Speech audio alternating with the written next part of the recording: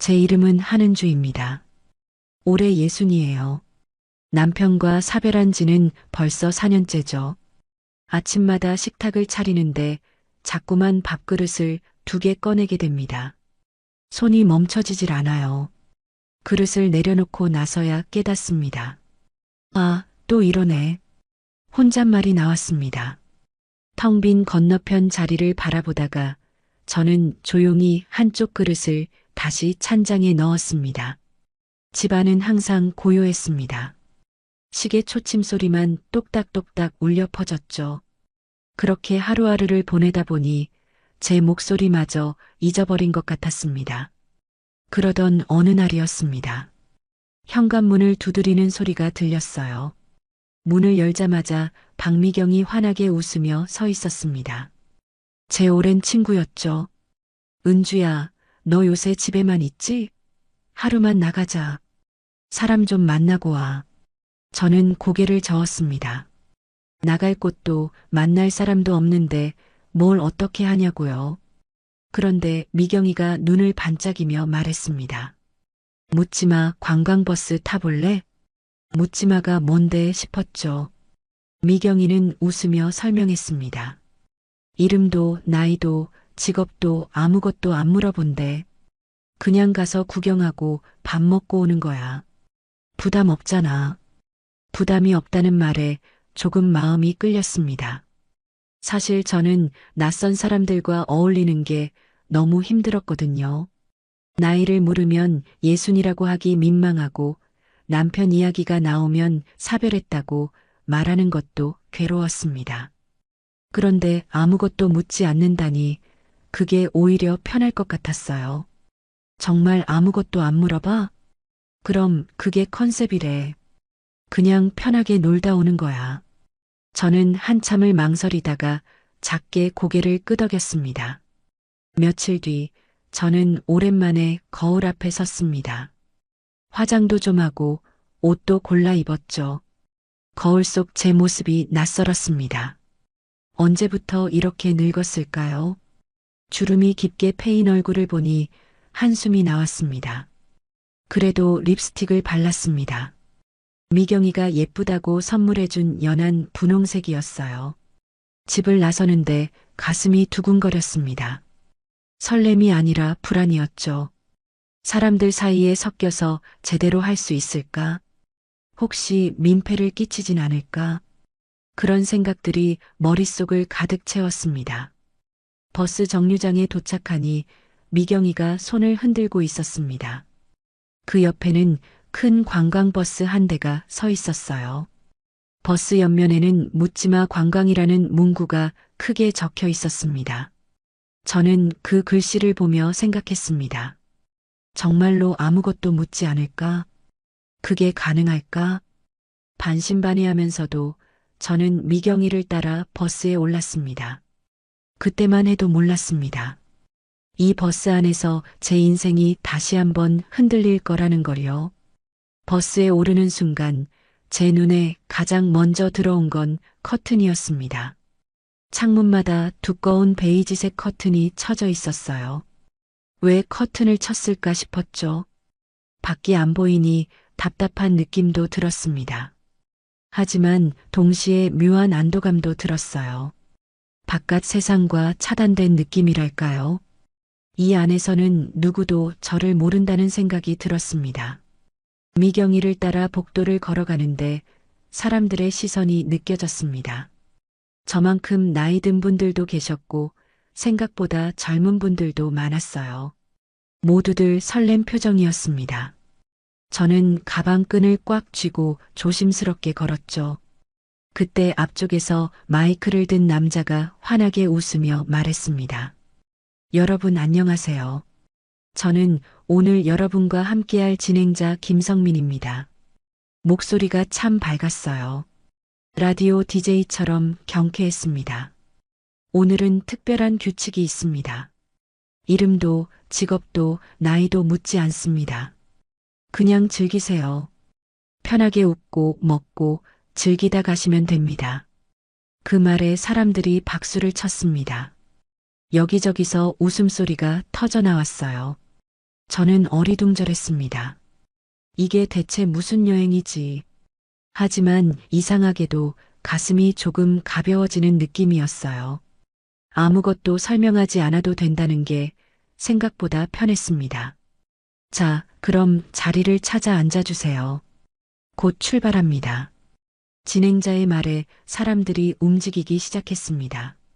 저도 미경이와 함께 빈자리를 찾으려 했는데 미경이가 갑자기 말했어요. 은주야, 나는 저기 앞자리에 앉을게. 멀미가 좀 있어서. 저는 당황했습니다. 같이 앉으려고 온 건데 갑자기 혼자가 된 거예요. 미경이는 미안하다는 표정으로 제 손을 꼭 잡았습니다. 미안해. 나 진짜 버스만 타면 토할 것 같거든. 잠깐만 떨어져 있자. 할 수 없었죠. 저는 고개를 끄덕이고 혼자 뒷자리를 향해 걸었습니다. 사람들 사이를 지나가는데 심장이 빠르게 뛰었어요. 어디 앉아야 하지? 어디가 비었지? 두리번거리다가 창가 쪽 빈자리를 발견했습니다. 다행이다 싶어서 그쪽으로 걸어갔어요. 그런데 그 앞자리에 앉아 계신 남자분이 계셨습니다. 짧은 흰머리에 단정한 옷차림이었죠. 저는 조심스럽게 물었습니다. 저기, 이 자리 비었나요? 남자분이 고개를 돌렸습니다. 그런데 표정이 별로 좋지 않았어요. 퉁명스럽게 말했습니다. 그 자린 제 짝이 앉기로 했어요. 짝이요. 저는 얼굴이 화끈 달아올랐습니다. 괜히 물어본 것 같아서 민망했죠. 제가 뭘 잘못 본 건가 싶었어요. 죄송하다고 말하려는데 목소리가 제대로 나오지 않았습니다. 그냥 고개만 숙이고 뒤로 물러섰어요. 사람들이 다 지켜보는 것 같았습니다. 왜 이렇게 민망한 상황이 생기는 걸까요? 혼자 온 게 실수였나 싶었습니다. 그냥 집에 있을걸? 그런 생각이 머릿속을 맴돌았어요. 그때였습니다. 뒤에서 조용한 목소리가 들렸어요. 여기 앉으세요. 옆자리가 비었어요. 저는 깜짝 놀라 뒤를 돌아봤습니다. 안경을 쓴 남자분이 제 쪽을 보며 미소 짓고 있었어요. 인상이 부드러웠습니다. 나이는 저보다 조금 많아 보였죠. 60 중반쯤 되셨을까요? 괜찮으세요? 이쪽 자리 넉넉합니다. 그분은 옆자리 가방을 치우며 자리를 만들어 주셨어요. 저는 얼떨결에 고맙다고 말하며 그 자리에 앉았습니다. 가슴이 아직도 두근거렸어요. 민망한 반, 안도감 반이었죠. 자리에 앉자마자 버스가 출발했습니다. 엔진 소리가 낮게 울렸어요. 저는 창밖을 보려 했는데 커튼이 가려져 있어서 아무것도 보이지 않았습니다. 그냥 앞만 바라보고 앉아 있었죠. 그런데 이상한 냄새가 났습니다. 아니, 냄새라기보다는 향이었어요. 은은한 향수 냄새였습니다. 어디서 나는 걸까 싶어 주위를 둘러봤는데 옆에 앉으신 분에게서 나는 것 같았어요. 남자분들은 보통 향수를 안 뿌리는데 이분은 달랐습니다. 자극적이지 않고 편안한 향이었어요. 나무 같기도 하고 차 향기 같기도 했습니다. 창문 사이로 새어 들어오는 햇살이 제 무릎 위에 떨어졌습니다. 따뜻했어요. 버스 안은 웅성거렸지만 이상하게 저는 조용한 느낌이 들었습니다. 향수 냄새와 햇살, 그리고 낯선 사람의 존재. 묘한 조합이었죠. 저는 슬쩍 옆을 봤습니다. 그분은 창밖을 보고 계셨어요. 커튼 틈 사이로 보이는 풍경을 조용히 바라보고 계셨습니다. 손은 무릎 위에 가지런히 올려져 있었고 자세도 단정했어요. 왠지 모르게 신뢰가 가는 모습이었습니다. 그때 진행자가 다시 마이크를 잡았습니다. 자, 여러분. 오늘 우리가 갈 곳은 비밀입니다. 도착해서 알게 되실 거예요. 그 전까지는 옆 사람과 편하게 이야기 나누시면 됩니다. 옆 사람과 이야기를 나누라니. 저는 긴장했습니다. 뭘 말해야 하지. 하지만 그분은 먼저 말을 걸지 않으셨어요. 저도 용기가 나지 않았습니다. 그렇게 우리는 한동안 아무 말 없이 앉아 있었습니다. 버스가 달리면서 흔들렸습니다. 제 어깨가 살짝 그분 쪽으로 기울었어요. 깜짝 놀라 몸을 바로 세웠습니다. 그분은 괜찮다는 듯 미소만 지으셨죠. 길이 좀 울퉁불퉁하네요. 그분이 처음으로 말을 걸었습니다. 목소리가 낮고 차분했어요. 저는 어색하게 대답했습니다. 그러게요. 짧은 대답이었지만 그걸로 충분했습니다. 우리는 더 이상 말하지 않았어요. 하지만 침묵이 불편하지 않았습니다. 오히려 편안했죠. 이상했어요. 처음 보는 사람인데 왜 이렇게 편한 걸까요? 저는 가만히 눈을 감았습니다. 향수 냄새가 계속 느껴졌어요. 햇살도 계속 따뜻했습니다. 버스 소리, 사람들의 웃음소리, 그리고 이 낯선 안정감. 모든 게 혼란스러웠지만 동시에 괜찮았습니다. 제 마음 한구석이 조금씩 녹아내리는 느낌이었어요. 4년 만에 처음 느껴보는 감정이었습니다. 버스가 1시간쯤 달렸을까요? 진행자가 다시 마이크를 들었습니다. 표정이 장난기 가득했어요. 자, 이제 재미있는 시간입니다. 오늘의 파트너를 뽑겠습니다. 파트너요. 저는 가슴이 철렁했습니다. 무슨 파트너를 뽑는다는 건지 이해가 안 됐어요. 주변 사람들은 신나는 표정이었는데 저만 불안했습니다. 여기 바구니에 번호표가 들어 있습니다. 한 분씩 나오셔서 뽑아주세요. 같은 번호를 뽑은 분들끼리 오늘 하루 파트너가 되는 겁니다. 진행자가 환하게 웃으며 설명했습니다. 사람들이 앞으로 나가기 시작했어요. 저는 자리에서 일어나지 못했습니다. 다리가 떨렸거든요.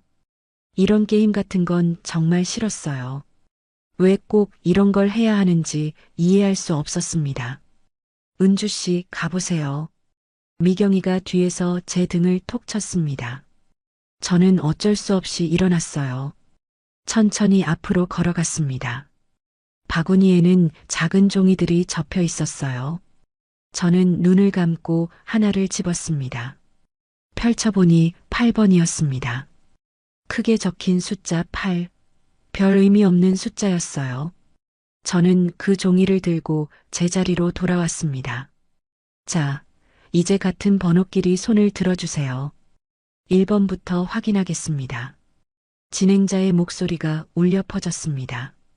1번, 2번, 3번. 차례로 사람들이 손을 들었어요. 웃음소리가 여기저기서 터져나왔습니다. 모두들 즐거워 보였죠. 자, 8번 되시는 분. 제 차례였습니다. 저는 천천히 손을 들었어요. 그리고 주위를 둘러봤습니다. 누가 같은 번호일까? 그때 옆에서 손이 올라갔습니다. 깜짝 놀라 고개를 돌렸어요. 아까 그 남자분이었습니다. 제 옆자리를 양보해 주셨던 분이요. 그분도 8번을 들고 계셨어요. 우리는 서로를 바라봤습니다. 어머, 운명이다. 뒤에서 누군가가 말했습니다. 그 말에 사람들이 웃었어요. 저는 얼굴이 뜨거워졌습니다. 운명이라니요. 그냥 우연일 뿐인데 사람들은 왜 저렇게 호들갑을 떠는 걸까요? 옆에 앉으신 두 분이 8번이시네요. 이미 짝이 맞춰져 계셨네요. 진행자가 웃으며 말했습니다. 저는 고개를 숙였어요. 그분도 어색하게 웃고 계셨습니다. 우리는 아무 말도 하지 못했죠. 번호 확인이 끝나고 버스는 다시 출발했습니다.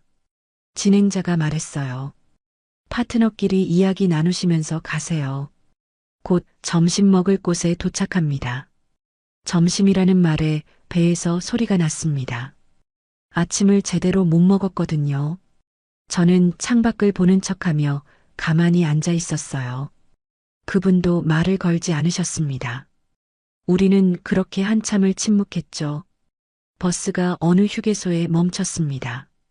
사람들이 우르르 내렸어요.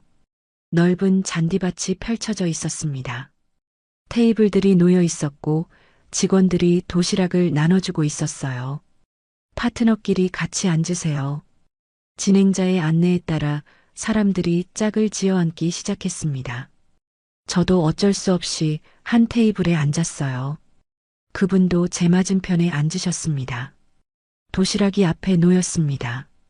뚜껑을 열자 밥과 반찬이 알록달록하게 담겨 있었어요. 그런데 식욕이 없었습니다. 아침부터 긴장해서 그런가 속이 불편했거든요. 저는 도시락을 그냥 둔 채 물만 마셨습니다. 주변 사람들은 맛있게 먹고 있었어요. 웃음소리도 끊이지 않았죠. 저만 혼자 멍하니 앉아 있었습니다. 안 드세요? 그분이 조심스럽게 물었습니다. 저는 고개를 저었어요. 입맛이 없어서요. 짧게 대답했습니다. 그분은 제 얼굴을 잠시 바라보시더니 말했어요. 빈속에 약 드시면 안 돼요. 저는 깜짝 놀라 그분을 봤습니다. 어떻게 아셨죠? 제가 약을 먹는다는 걸요. 가방 속에 혈압약이 들어 있었거든요.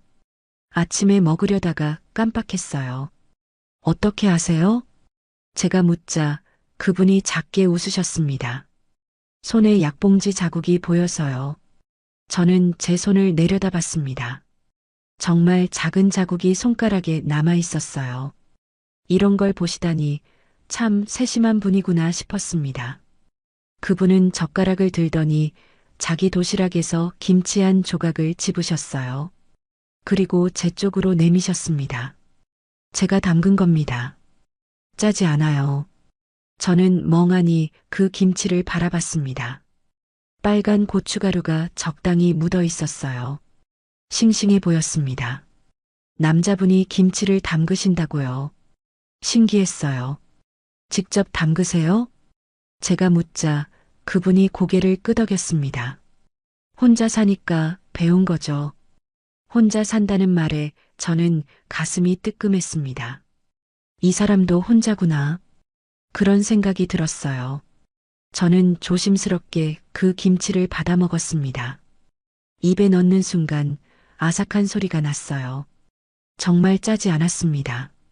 오히려 달콤한 맛까지 났죠. 맛있었어요. 오랜만에 느껴보는 맛이었습니다. 맛있네요. 제가 말하자 그분이 환하게 웃으셨습니다. 주름진 눈가가 더 깊어졌어요. 그 미소가 따뜻했습니다. 다행이네요. 더 드세요. 그분은 또 한 조각을 집어주셨습니다. 저는 이번엔 거절하지 않았어요. 자연스럽게 받아 먹었습니다. 이상하게 배가 고파지기 시작했어요. 이름이 뭐예요? 제가 먼저 물었습니다. 묻지 않기로 한 여행이었지만 이 사람은 알고 싶었거든요. 정태식입니다. 저는 한은주예요. 우리는 처음으로 서로의 이름을 알게 됐습니다. 정태식? 이름도 참 단단해 보였어요. 반갑습니다, 은주 씨. 정태식이 말했습니다. 존댓말이 자연스러웠어요. 억지스럽지 않았죠. 저도 편하게 대답했습니다. 저도 반가워요. 그때부터였습니다. 우리는 조금씩 이야기를 나누기 시작했어요. 여행 온 이유, 평소에 뭘 하며 사는지 별것 아닌 이야기들이었습니다. 하지만 그게 좋았어요. 부담스럽지 않았거든요. 정태식은 도자기 만드는 일을 하신다고 했습니다. 작은 공방을 운영하고 계신다고 했어요. 그래서 손이 그렇게 깨끗한 거구나 싶었습니다. 저는 그저 집에서 지낸다고만 말했어요. 남편 이야기는 하지 않았습니다. 정태식도 더 묻지 않으셨죠. 우리는 서로의 과거를 캐묻지 않았어요. 그게 오히려 편했습니다. 점심을 다 먹고 일어설 때 정태식이 제 도시락 뚜껑을 닫아주셨습니다. 작은 배려였지만 그게 제 마음을 흔들었어요. 누군가 저를 챙겨준다는 느낌. 4년 만에 처음이었습니다. 제 눈시울이 뜨거워졌어요. 참았습니다.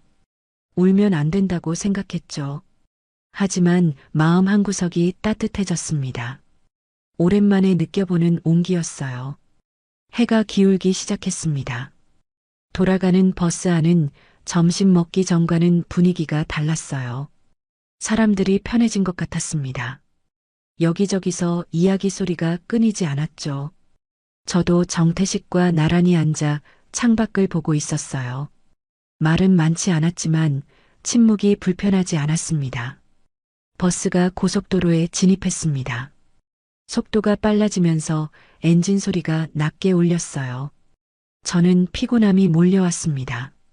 아침부터 긴장했던 탓인지 눈꺼풀이 무거웠죠. 그때 앞쪽에서 진행자가 마이크를 들었습니다. 목소리가 평소보다 더 장난스러웠어요. 자, 여러분.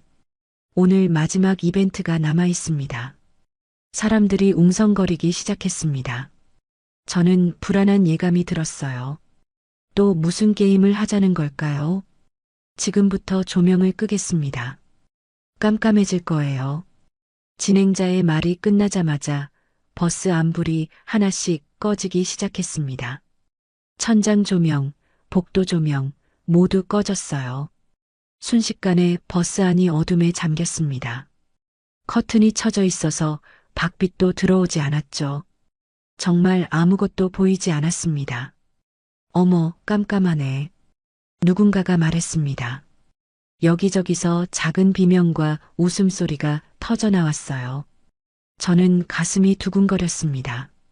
왜 불을 끄는 거죠? 이해할 수 없었어요. 파트너끼리 손을 잡아보세요. 그리고 눈을 마주쳐 보세요. 진행자의 목소리가 어둠 속에서 울려 퍼졌습니다. 손을 잡으라고요. 눈을 마주 보라고요. 저는 당황했습니다. 아무것도 안 보이는데 어떻게 눈을 마주 봐요? 딱 1분만 해보세요. 재미있을 겁니다. 진행자가 웃으며 말했습니다. 주변에서 웃음소리가 더 커졌어요. 누군가는 즐거워하는 것 같았습니다. 하지만 저는 너무 불편했어요. 이런 건 싫었습니다. 저는 몸을 움츠렸습니다. 손을 무릎 위에 꽉 쥐었어요. 정태식도 아무 말이 없었습니다. 어둠 속에서 그분의 숨소리만 희미하게 들렸죠. 사람들이 움직이는 소리가 났습니다. 여기저기서 손을 잡는 소리, 웃는 소리가 들렸어요. 저는 그냥 가만히 있었습니다. 안 해도 되겠지. 그냥 지나가겠지. 그런 생각이었어요. 그때였습니다. 누군가가 제 손끝을 살짝 잡았어요. 깜짝 놀랐습니다. 따뜻한 손이었어요. 부드럽게 제 손가락을 감쌌습니다. 누구죠? 정태식인가요? 심장이 미친 듯이 뛰었습니다. 얼굴이 화끈거렸어요. 손을 뿌리쳐야 하나? 그냥 있어야 하나? 머릿속이 복잡했습니다. 정태식 씨 맞죠? 저는 작게 속삭였습니다. 목소리가 떨렸어요. 대답을 기다렸습니다. 하지만 아무 소리도 들리지 않았어요. 정태식은 대답하지 않았습니다. 그런데 손은 놓이지 않았습니다. 오히려 조금 더 꽉 잡았어요. 엄지손가락이 제 손등을 천천히 쓰다듬었습니다. 너무나 조심스럽게요. 저는 숨을 참았습니다. 이게 뭐지? 이 느낌은 뭐지? 가슴이 답답하면서도 따뜻했어요. 무섭기도 하고 설레기도 했습니다. 어둠 속에서는 다른 감각들이 더 예민해지는 것 같았어요. 손의 온기가 또렷하게 느껴졌습니다. 손가락에 굳은 살, 손바닥의 두께, 모든 게 전해졌어요. 정태식의 숨소리가 들렸습니다. 규칙적이면서도 조용한 숨소리였어요. 저도 모르게 그 리듬에 맞춰 숨을 쉬고 있었습니다. 주변의 소음은 점점 멀어졌습니다. 웃음소리도 수다 소리도 들리지 않았어요. 오직 이 손의 온기와 숨소리만 남았습니다. 시간이 멈춘 것 같았어요.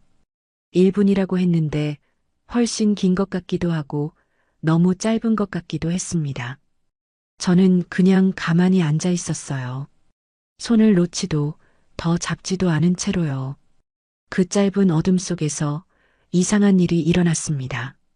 4년 동안 저를 짓눌렀던 외로움이 조금씩 사라지는 느낌이었어요. 마치 무거운 돌이 가슴에서 내려가는 것 같았습니다. 누군가가 저를 잡고 있다는 것, 그것만으로도 충분했습니다. 말이 필요 없었어요. 이름도 얼굴도 중요하지 않았습니다. 그저 이 온기가 진짜라는 것, 그것만 알 수 있었어요. 저는 눈을 감았습니다. 어차피 어두워서 아무것도 안 보이는데 왜 눈을 감았는지는 모르겠어요. 그냥 그래야 할 것 같았습니다. 그때 정태식의 손이 살짝 움직였습니다. 손가락이 제 손가락 사이로 들어왔어요. 깍지를 끼듯이요. 저는 가만히 있었습니다. 거부하지 않았어요. 이게 맞는 건가요? 이래도 되는 건가요? 머릿속으로는 그런 생각들이 맴돌았습니다. 하지만 몸은 정직했어요.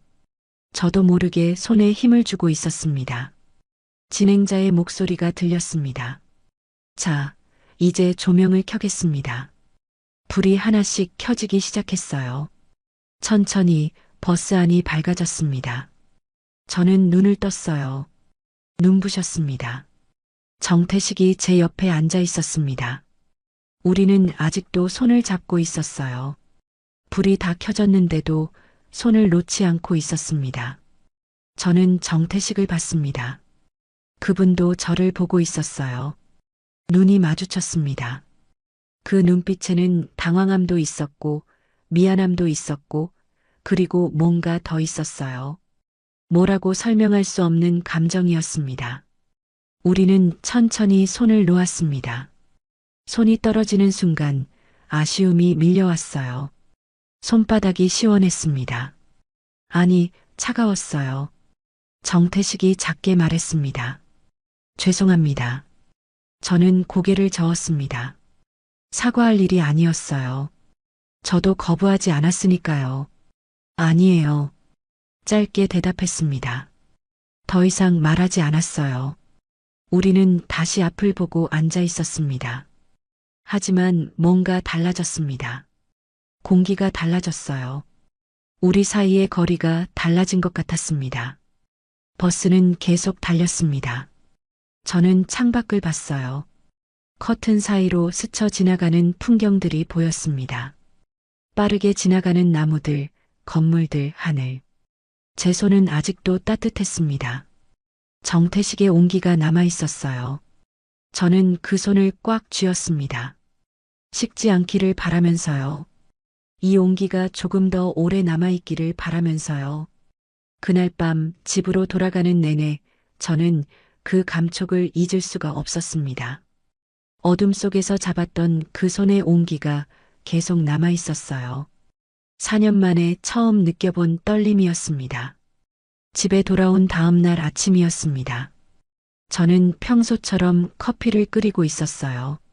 어제 일이 자꾸 생각났습니다. 어둠 속에서 잡았던 손, 정태식의 따뜻한 눈빛, 모든 게 꿈 같았어요. 휴대폰이 울렸습니다. 미경이었어요. 아침부터 전화가 오다니 무슨 일인가 싶었죠. 여보세요? 은주야, 너 지금 인터넷 봤어? 미경이의 목소리가 급했습니다. 뭔가 심상치 않았어요. 무슨 인터넷? SNS 말이야. 어제 우리 탔던 버스 있잖아. 가슴이 철렁했습니다. 버스가 왜요?